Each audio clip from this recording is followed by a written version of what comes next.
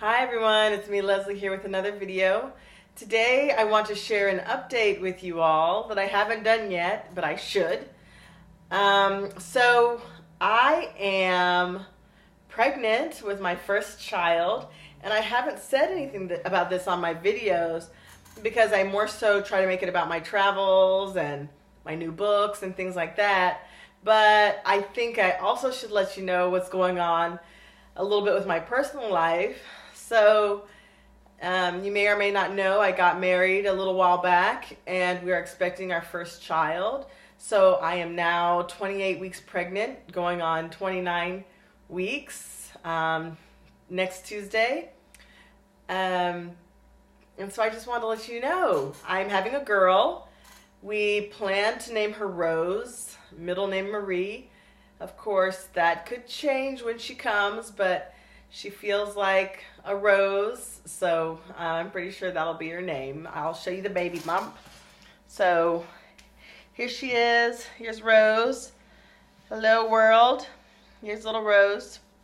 So I am 28 weeks, and this is little Rose. So hello. I just wanted to let everybody know that soon there'll be a little baby here, and she'll be introducing herself to the world. So that's that news. Some more news I have is that I am starting my new children's positive character book. These are, of course, two of my older books, All the Beautiful Girls, that focuses, of course, as you know, on positive character. Beautiful ladies are brave. Yes, they are. And here's one of my other positive character books, Reach for the Stars. It's a positive character coloring book, but it emphasizes children with missing limbs and in wheelchairs, so it's a really lovely book. And I have 3 other books, Just the Way You Are, A Boy's Guide to Becoming a Gentleman, and Beautiful Children's Positive Character Coloring Book. And all of my work can be found at www.positivecharactereducation.com. There you can find more about me, my mission, and check out my positive character books and order them for your classroom or for your kids or for your grandkids or whoever you like. They're always up there. The new book is called Keeping Clean. It's a book about good hygiene, so that's next up.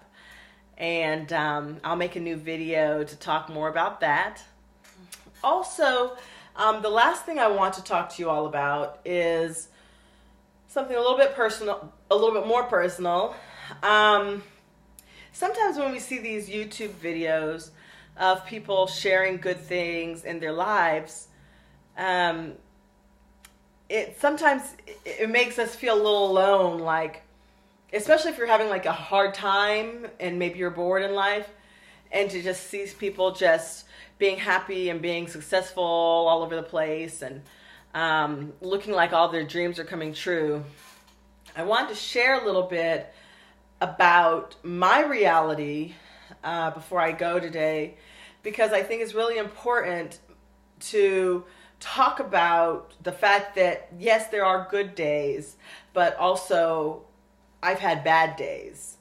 And I think that that's really humanizing, and it helps people to relate to you a little bit more, because I'm not always happy, you know, but I try my best to continue being grateful and positive. But of course, it's not always like that.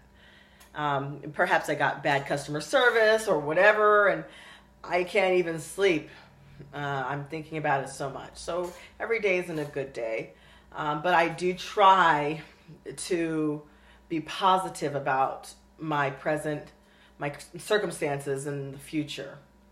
So just really quickly, back in 2012, I wasn't doing so hot.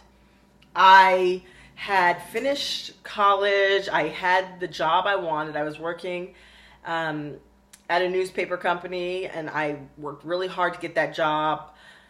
And so I got the job I wanted. I got a house. I was doing everything. I was going to the gym and working out. I was doing everything that I thought that I was supposed to be doing to be a successful, well-rounded person. But the truth is, I was very busy. I had two jobs. I had a full-time job at a newspaper company. I had a part-time job as a teacher, and I was doing some part-time modeling with my feet. I was doing a little foot modeling and going to the gym. And even with all of those things going on, I was actually very bored and very depressed. I wasn't happy with my life. I wasn't in a relationship. My dog was 12 years old. He was going down fast, lab rot mix. So every day I'd get done with my activities and I'd come home to an empty house. Well, almost empty house. It was just me and my dying dog. Well, he wasn't dying, but he was deteriorating quickly. He had hip dysplasia, and it was just a matter of time before I would have to decide to put him down. So, and I was going out a lot and partying and drinking and not really taking good care of my health. Even though I was going to the gym, I wasn't taking care of, I didn't have a good diet. So life was hard. I was depressed. I felt like I was hitting my rock bottom, and I couldn't see a way out of it. And then I would call my younger sister and complain and whine and moan about how awful my life was and how I couldn't meet a decent guy to go on a date with. And she kind of slapped some sense into me verbally over Skype, saying, I don't want to hear you complaining anymore. I think it's time for you to just kind of bite the bullet, spend money on a TEFL certification, a teaching English as a foreign language certification, and start traveling again, because you haven't been traveling and you love to travel. So eventually I took her advice. I got my, long story short, because I can actually make another video to tell more details, but long story short, I followed her advice, and that advice took me to another country, which was Indonesia, which is a very beautiful country, by the way. And that whole experience flipped my world upside down and changed my entire life. And it seems like my life ever since then has been this amazing, exciting, tumultuous journey full of ups and downs, but there's always something exciting happening now that I'm willing to take risks to change my life. I was somebody who didn't realize that there is something more. I didn't realize that people have a life purpose. What's a life purpose? I didn't know what a life purpose was. And of course, a life purpose is something that makes you want to wake up in the morning and keep breathing. And it's not that 9 to 5 where you sit behind the desk and push papers all day. It's something else. It's that thing that makes you want to keep living. So I didn't realize before that there was such a thing. And so that changed my life. And I started writing children's books, and I've taken a lot of risks since then. Anyway, I'll make another video that where I share more about this journey, because I think it's really important that I start opening up about some hard times and some good times that I've had, because I think it makes people understand that we're not always going to be happy, we're not always going to be positive, everything isn't always going to go our way. You're not the only one thinking that your life sucks. You're not the only one that's bored. I, too, once was very bored and very lonely and very depressed. I, too, was very sad at some point in time in 2012. I mean, I've had my ups and downs, but there is a way out, and I found one for myself. Of course, everyone's way out is different, and I think that that's really important to talk to people about.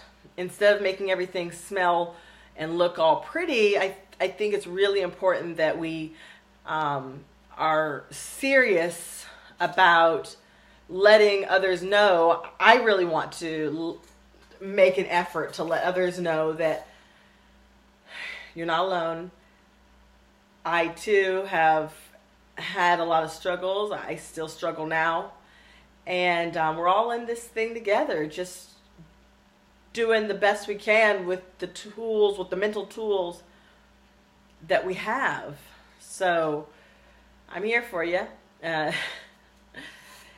in spirit, right? And thank you so much, everyone, for watching this video. I will shortly be making a video that talks more about the adventure that I had to take to kind of find myself and begin doing some self-reflection and becoming a better person. So I'll make sure I go ahead and do a video about that. It might be a little long, but maybe somebody out there will be interested. Maybe you'll be interested. Anyway, thank you so much for watching this video, and until next time, make sure you check out my website, www.positivecharactereducation.com, and have a great morning, afternoon, or night. Bye.